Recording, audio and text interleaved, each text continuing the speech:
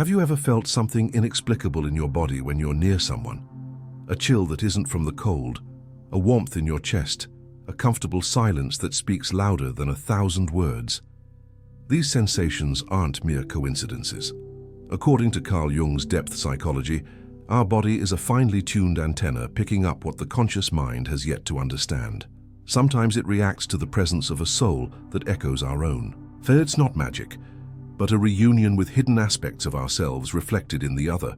The answer lies not only in gestures or spoken words, but in how our unconscious vibrates in contact with another's unconscious. If this has ever happened to you, write in the comments, "I recognize when my soul feels." This is just the beginning of what you're about to discover. In Jung's view, what we feel in our bodies in the presence of another person can be a direct expression of the unconscious, revealing deep aspects of the psyche seeking integration. When we talk about the sense that someone is the right person, we enter a realm that transcends logic and touches inner symbolism. Jung asserted that the human psyche consists of multiple layers, and what we feel in our bodies can be the language of the soul communicating through sensations. These physical reactions often indicate an encounter with a powerful archetype, the anima or animus, the internal images of the feminine and masculine that dwell in each person's unconscious. When we meet someone who mirrors these inner images, our body responds. It's not mere attraction, it's archetypal recognition. The other becomes a living mirror of our own hidden parts. Moreover, Jung speaks of projection, when we attribute to another qualities that belong to us but that we have not yet acknowledged. The intensity of bodily connection may arise precisely because the other is activating these unconscious projections. The heart races, the skin tingles, time slows. All these are manifestations of the soul in motion. Finally, the process of individuation, the path of inner integration and maturation, requires that we recognize and incorporate these projected aspects. In this process, the body is a faithful ally. It signals when we stand before a real opportunity for transformation and growth, often before the mind can comprehend it. The feeling of "this is real" doesn't come merely from emotion. It comes from the body, the unconscious, the soul moving toward wholeness. The body speaks. This phrase, often repeated in therapeutic and spiritual contexts, carries a truth that goes beyond common sense. For Jungian analytical psychology, the body is the field where the unconscious manifests immediately, without censorship or rationalization. The sensations we experience, goosebumps, tightness in the chest, sudden warmth, or even profound serenity, are symbolic messages from psychic layers not yet conscious. When we stand before someone who awakens something intense in us, the body tends to react even before we understand why. It is the soul whispering through the skin. This body language, which goes beyond gestures to include internal sensations and subtle vibrations, can be the first clue to an archetypal encounter. The body knows first. When we feel that someone is different, moves us, or seems familiar for no reason, we are actually picking up on an unconscious content activated in that meeting. Jung would call this a moment of synchronicity, a meaningful event without causal explanation. Synchronicity, when it occurs in a romantic or emotional encounter, usually comes with physical and emotional reactions that defy reason. It's as if the unconscious and the body conspire to alert us that there is something to integrate. In this sense, the body's language is an oracle. It reveals repressed tensions and desires, activates archetypal memories, and shows with precision when we are in contact with deep aspects of our soul. That's why we often feel strangely drawn to or repelled by someone without an obvious reason. The body is reacting to the psychic energy at play, whether it's a projection of our shadow, a reflection of our animus or anima, or a symbolic representation of an unresolved emotional complex. In the case of a significant connection, one that makes us think this person is different, the body usually responds with a particular presence. We become more alert, more sensitive, more alive. There may be a racing heartbeat, deeper breathing, an expanded state of consciousness. These sensations shouldn't be dismissed as mere romanticism or fleeting excitement. They are signs that something in our unconscious is being touched. Jung did not separate body and soul. He understood the body as the visible soul. And when that soul is touched, the body vibrates. In a meaningful encounter, then, the body is not merely the vessel through which we feel the other. It is the mirror of our psyche reacting to the other's presence. Learning to listen to these bodily responses is an exercise in deep listening, a practice of self-knowledge. It is the beginning of an individuation process in which what lies in the unconscious seeks to become conscious through relationship. However, this listening requires sensitivity and maturity. Not every bodily response is a yes. Sometimes the body trembles before something representing emotional danger or unresolved trauma. Other times, the warmth we feel doesn't stem from true connection, but from the activation of an unconscious desire for fusion or the repetition of old patterns. The key is honest observation. What is my body trying to tell me? Am I facing someone who helps me expand, or someone who merely reinforces a cycle? By learning to decode this subtle language, we begin to inhabit our own bodies with greater presence. We recognize in it an instrument of psychic perception. Instead of waiting for the rational mind to understand everything, we allow the body to guide us to where the soul wants to go. And when we feel with clarity that something profound moves within us in someone's presence, it may not be an exaggeration to consider. This person could be a mirror of what we most seek, our wholeness. According to Jung, every human carries within them psychic aspects of the opposite sex. In men, this inner aspect is called the anima, the archetypal image of the feminine. In women, it's the animus, the archetypal image of the masculine. Both are formed from personal and collective experiences, but live in the unconscious, silently influencing our choices, impulses, and especially our relationships. When we feel something intense and almost inexplicable for someone, it may be because that person has awakened or reflected this inner aspect, making us see in them a reflection of what lies within us. Encountering someone who represents our anima or animus often comes with a strong sense of familiarity. It's as if that person, though unknown, feels deeply intimate. The body perceives this immediately. We feel trust, excitement, restlessness, or even enveloping serenity. It's not just attraction, it's a kind of resonance between one person's unconscious and the other's psyche. The impact of this meeting can be so intense that many mistake it for love at first sight. But from a Jungian viewpoint, it's a meeting with a projected internal content, something within us shown outside. This projection is not negative in itself. On the contrary, it's a necessary step on the path to individuation. We need to find outside what we cannot yet see inside. It's as if the other offers us an archetypal mirror, revealing through their presence what our soul seeks to integrate. The problem begins when we confuse the projected image with the other person's reality. The anima and animus are not real individuals, they are internal symbols.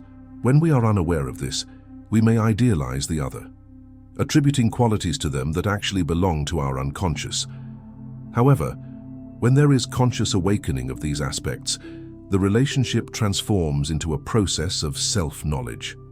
We come to understand that what we feel in the body, the vibration, the butterflies, the warmth in the chest, is a sign that something very deep is at stake. The other is not merely a potential partner, they are a symbolic key opening new psychic territories. They activate in us the desire for expansion, for fusion, but also the fear of surrender. All this is the language of the soul seeking fulfillment. This kind of connection cannot be explained solely by compatibility or affection. It is an archetypal connection that, when it occurs, leaves traces.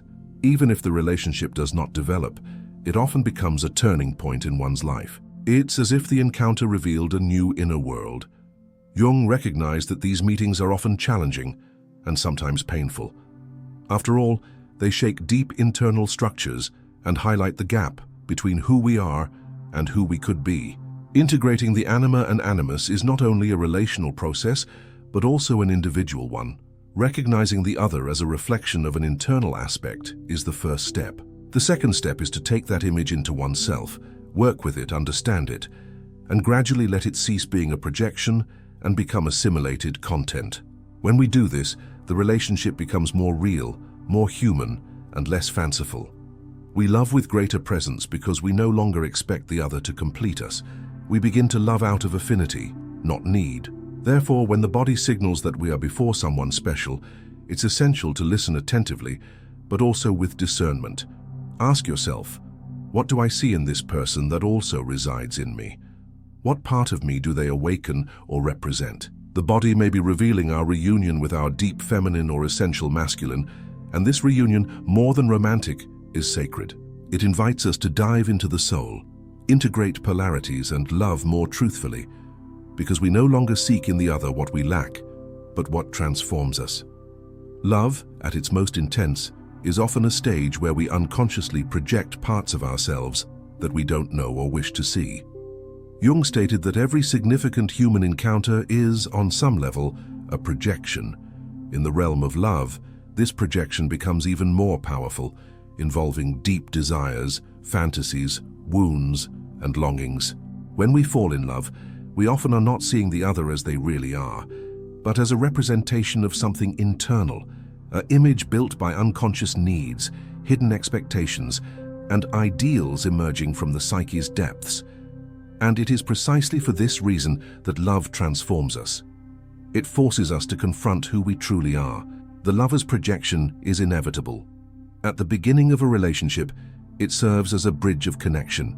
We see in the other qualities we admire, traits that complete us, aspects we wish to live within ourselves. The problem lies not in projecting, but in remaining stuck in the projection. When we idealize the other, we create an exaggerated, perfect, almost divine image, an image the other cannot sustain for long. And when reality begins to surface, we feel disappointed, betrayed by an illusion we ourselves constructed. This moment of frustration, so common in intense relationships, is in fact a revelation of the shadow. For Jung, the shadow represents all repressed, denied, or unintegrated aspects of ourselves. It is not merely negative or destructive. It also contains unlived potential, creative forces, and hidden truths. When we project intensely onto the other, we often cast onto them parts of our shadow, what we cannot see in ourselves, whether from fear, shame, or ignorance. Love then becomes a shadowy mirror, reflecting both our light and our darkness. In this process, the body acts as a radar. When projection is strong, the body responds with an intensity that can be mistaken for absolute certainty. We feel overwhelming warmth, an urgent need to be with the other, a sense of completeness. Yet these bodily reactions, though legitimate, may signal a meeting with the unconscious rather than with the partner's objective reality.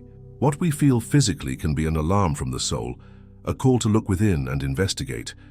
What am I seeing in the other that perhaps I need to recognize in myself? Over time, as the relationship matures or falls apart, the projection begins to dissolve. This is a critical moment because it requires emotional responsibility. It's not about blaming the other for not matching the fantasy, but about acknowledging that the idealized image was built by us, based on inner contents not yet integrated. It's an invitation to lucidity. Disillusionment, though painful, can be the gateway to a more real, human, and profound love. It is at this point that the individuation process grows stronger. When we can remove the projection and see the other as they are, with their flaws, limitations, complexities, and also their real qualities, we take a step towards psychic wholeness. We begin to love with greater awareness and choose not based on unconscious lacks, but on authenticity. Love ceases to be idealization and becomes a mirror, and looking into that mirror, we see both the other and ourselves more clearly. The shadow, then, is not the enemy of love. On the contrary, it is an essential part of the process. True loving encounter demands that both parties be willing to see their projections, work through their shadows, and use the relationship as a field for mutual transformation. This is neither simple nor comfortable, but it is real. And when the body feels that something profound is being touched, even if accompanied by pain, confusion, or loss of control, it is a sign that the soul is at work. Therefore, if you feel an inexplicable intensity before someone, don't shy away from the essential question, what is this encounter revealing about me? Love is not only a bond between two beings, it is also a mirror that returns the image of what is ready to emerge. And when we have the courage to face that image, we stop seeking in the other what we lack and begin walking toward who we are. On the individuation path, the Jungian process of becoming who one essentially is, the body is not only the vehicle of existence, but also a silent, wise guide. In times when the mind tries to dominate everything with logic and reason, the body remains the territory where the soul communicates directly. And when the topic is love, this communication intensifies. The feeling that this person is the one doesn't come from rational arguments, but from a profound recognition expressed physically. The body knows. The heart accelerates, the skin tingles, time seems suspended. Reactions that cannot be artificially produced. They simply happen, as if the soul responds to the presence of something or someone essential. These manifestations are not the result of chance. They represent symbolic movements of the unconscious, indicating that the encounter with the other has transformative potential. Jung understood love as a real path of individuation, especially when lived consciously. Being with the other can be a mirror to see oneself more clearly. But for that mirroring to be true, it's necessary to listen not only to the mind or desires, but also to the body, because it is there that the psyche whispers what we have yet to put into words. The body shows when there is true resonance, not just excitement or attraction, but a kind of vibrational coherence hard to explain. In some encounters, we feel sudden calm, inexplicable peace, as if coming home. In others, there is a fertile restlessness pushing us beyond what we know. In every case, the body acts as a compass. It points not necessarily to the most comfortable path, but to the one carrying transformative power. That is why the body becomes the protagonist in the loving individuation process. When we manage to listen to its messages with depth and maturity, we stop seeking external validation and begin trusting what we genuinely feel. Not every intense connection means the relationship will last, but every true connection has something to teach us. And the body shows us this. It opens when there is learning and contracts when there is a repetition of unconscious patterns. The individuation process demands courage to confront oneself, and love in turn places us before living mirrors. The other reveals wounds that still hurt, desires we repress, talents we've forgotten. And all of this generates bodily sensations that must not be ignored. The stomach that clenches when we lie to ourselves, the heart that races when we meet someone who makes us feel truly seen, the insomnia that arises when we flee an emotional truth. Every symptom, every vibration is a sign that something within us is being summoned to emerge. In a culture that has learned to separate body and soul, listening to the body is an act of deep reconnection. It's recognizing that the psyche speaks in pulses, goosebumps, and silences. And when it comes to love, that listening becomes even more urgent. It's not uncommon for the body to perceive truths long before consciousness admits them. Sometimes we feel safe next to someone without knowing why, and later understand that safety came from an inner alignment, an archetypal affinity. Other times, even when everything seems right on the surface, the body signals discomfort, not as a whim but as wisdom. Throughout the individuation process, learning to trust the body is also learning to trust oneself, not as vague intuition, but as deep knowing cultivated through attentive listening and mindfulness. To love with the body is to love with the soul, not in the sense of blind surrender, but in total presence. When we are fully present within ourselves, when we heed every signal our body offers, love ceases to be need and becomes a path of encounter, of healing, of transformation. Thus, when we feel something strong in our body in front of someone, we must regard that experience with reverence. Perhaps there lies the beginning of an inner journey. Perhaps there, in the silence of a shiver, in the vibration of a glance lies the soul's deepest call. To grow, integrate, love. Not to lose oneself in the other, but to finally find oneself. When the body speaks, it is the soul revealing itself. What we feel before someone, the warmth in the chest, the lightness in the gaze, the welcoming silence, can be a sign that a true encounter is happening, not only with the other, but with parts of ourselves we had forgotten. As Carl Jung showed us, to love is also a path to wholeness. It is in the reflection of the other that we access our anima, our animus, our shadow. And by acknowledging all of these, we take an essential step toward individuation. The body, often neglected, is our greatest ally on this journey. It knows before the mind, it reveals before speech. It points to what needs to be seen, felt, and integrated. This is not magic, but listening. listening to what stirs when the heart recognizes, when the soul responds. Because in the end, true love doesn't come from without. It begins in the moment we allow ourselves to truly feel. If this content moved something in you, subscribe to the channel, turn on notifications, and share it with someone who needs to hear it. And don't forget to watch the next video appearing on your screen. Your journey of transformation is only just beginning.